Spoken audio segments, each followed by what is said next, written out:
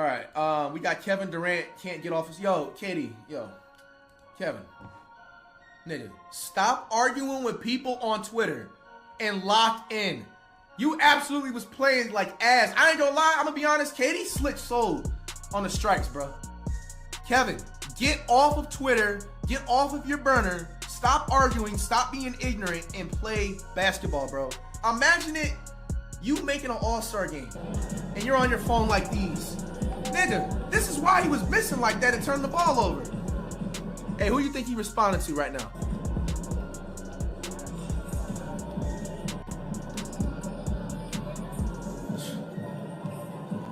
This nigga KD, man. Yo, Katie, take my advice. If you happen to see this clip, deactivate all your socials and lock in for the rest of the season. All right? We got, yeah, it's 100% KD. Oh, man. No. Damn. So, apparently, like, his burner Twitter was called Get Off My Dickerson.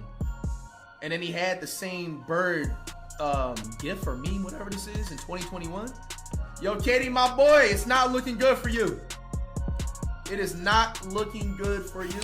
Kevin Durant has always been one of the greatest basketball players who ever lived, and one of the most complicated relationships the NBA has ever had with fame, criticism, and the internet. That tension exploded again during All-Star Weekend, when rumors of another Kevin Durant burner account surfaced online, reigniting a saga that many thought had been buried years ago. I started holding Steph accountable and filming. Yo! 11 laughs? You talking shit like this in a group chat? With more than 11 niggas in this bitch? Because that means there's at least 11 niggas in here. You are crazy. Katie is a crazy madman. He don't give a fuck. Holy shit. Turnovers. Since MJ punched Kerr in the face, he don't...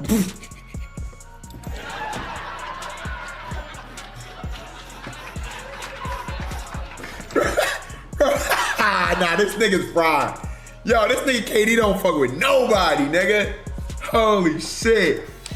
And here's the uncomfortable truth. Whether this burner is real or not almost doesn't matter anymore. The reaction tells us everything. Because Kevin Durant didn't just become associated with burner accounts by accident. This reputation was earned, slowly, painfully, and publicly, through years of online skirmishes, accidental tweets, defensive explanations, and a visible inability to fully detach from the noise. This isn't about one anonymous account. This is about identity, control, legacy, and the cost of being chronically online while trying to be immortal on the court. But Katie, what about the burner? The burner accounts. Did you have the little button switching back and forth? Yeah, it was, yeah.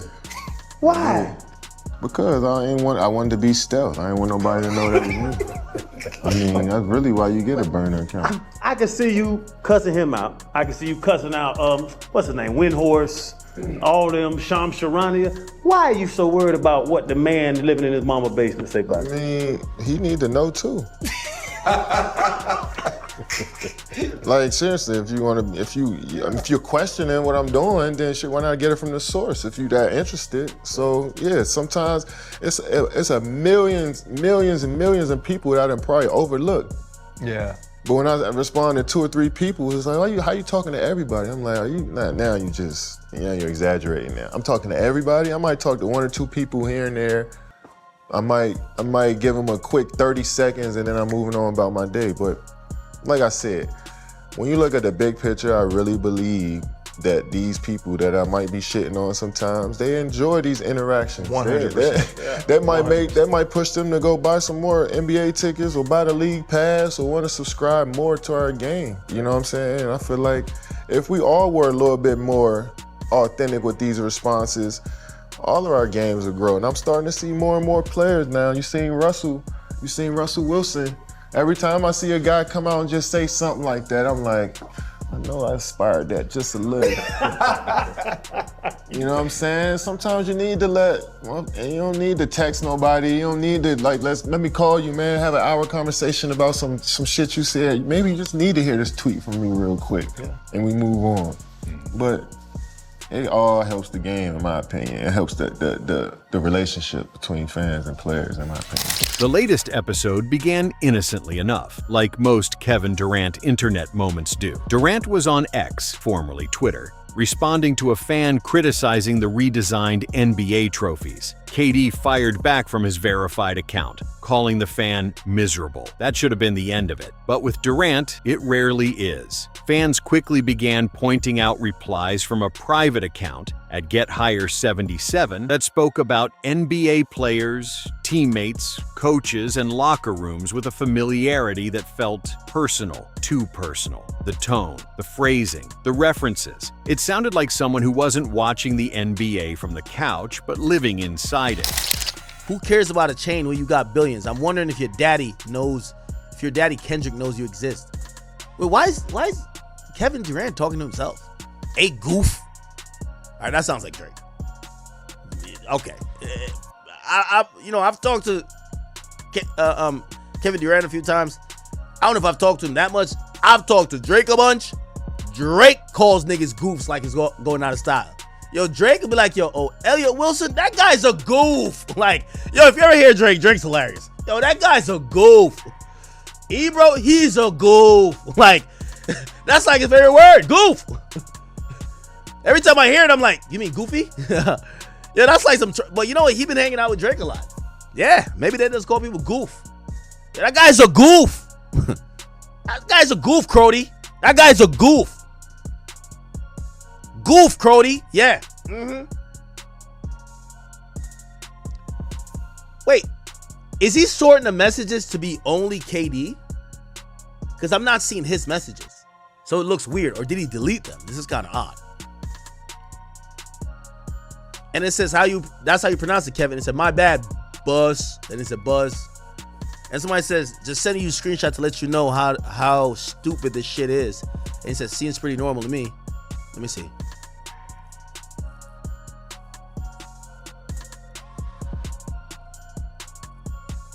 Who the hell is Mr. Bugsby 408?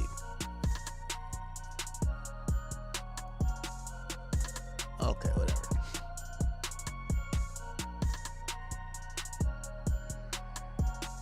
Wait. I'll give you my opinion on this whole KD saga. Screenshots spread, threads exploded, Reddit went to work, and suddenly Kevin Durant was trending again. Not for basketball, not for his game, not for his longevity, but for something that has followed him for nearly a decade. Burner accounts. No proof emerged, no smoking gun, no confirmation, and Durant smartly said nothing. Because he understands the paradox. Denying it wouldn't help, and admitting it would make things worse. Once the internet believes something about you, silence becomes strategy. To understand why this rumor caught fire so fast, you have to go back to 2017, the moment Durant's online reputation fundamentally changed. That was the year Durant accidentally tweeted from his main account instead of his burner, defending himself in the third person. It was awkward, it was human, and it was unforgettable. He later admitted he used burner accounts, not to attack people, but to talk freely without being overwhelmed by attention. In his words, it was about privacy, not insecurity. That explanation made sense to some, but the damage was already done. From that moment on, Kevin Durant became the NBA's most online superstar. Every tweet, every reply, every clapback became part of the narrative. His dominance on the court was no longer the only story. His presence in comment sections was. And unlike other stars who learned to disengage, Durant leaned in. Kevin Durant doesn't fit the traditional mold of how we expect legends to behave. He's not aloof like Michael Jordan. He's not carefully branded like LeBron James. He's not distant like Kawhi Leonard. Durant talks, he responds, he debates, he argues, he scrolls. That makes him relatable and combustible. KD has never wanted to be above the fans. He wants to be with them. The problem is that fandom isn't built for nuance. It's built for sides, receipts, and viral moments. And every time Durant engages, he feeds a machine that will never stop asking for more. So when a burner rumor surfaces, it doesn't feel shocking. It feels inevitable. Here's why this story refuses to die. It fits the established pattern. Durant has a documented history of burner use, a known habit of late-night engagement, a tendency to personalize criticism, a career shaped by constant external judgment. That doesn't mean the account is his, but it explains why people believe it could be. In the modern NBA, perception is power, and Durant's perception, fair or not, is that of a superstar who never fully logs off. Contrast that with players like Steph Curry or Giannis Antetokounmpo, who rarely engage online. Their silence creates mystery. Durant's presence creates vulnerability. There's another layer here that matters. The NBA has changed. Players now grow up online. They build brands before careers. They hear criticism in real time. The mental distance that once protected stars no longer exists. Kevin Durant is the first true superstar to live fully inside that reality. He isn't hiding from it. He isn't pretending it doesn't matter. He's reacting like a human being in a space that punishes humanity. Burner accounts in that context aren't villainous. They're defensive. They're digital armor, a way to speak without being shouted down by millions. The irony? Trying to hide only made Durant more visible. What gets lost in all of this is the basketball. Kevin Durant is still one of the most unstoppable scorers in league history. He's adapted across eras, systems, and teammates. He's won MVPs, Finals MVPs, Olympic golds. He's carried franchises and saved seasons. But when fans talk about him, the conversation often detours. Instead of footwork, it's Twitter fingers. Instead of legacy, it's clapbacks. Instead of greatness, it's screenshots. That's the real tragedy, not the burner rumor, but how easily it overshadows the work. Here's the position Durant is in now. If he denies the burner, then people don't believe him. If he admits it, then it becomes a punchline forever. If he ignores it, then the story burns itself out. Silence is the only move. And maybe that's growth. Maybe the most Kevin Durant thing he can do right now is nothing. The question isn't, is this Kevin Durant's burner? The real question is, why are we so ready to believe it? Because Kevin Durant has always worn his emotions publicly. Because he never pretended fame didn't affect him. Because he refused to play the untouchable superstar role. That honesty made him human. And in sports culture, humanity is always punished.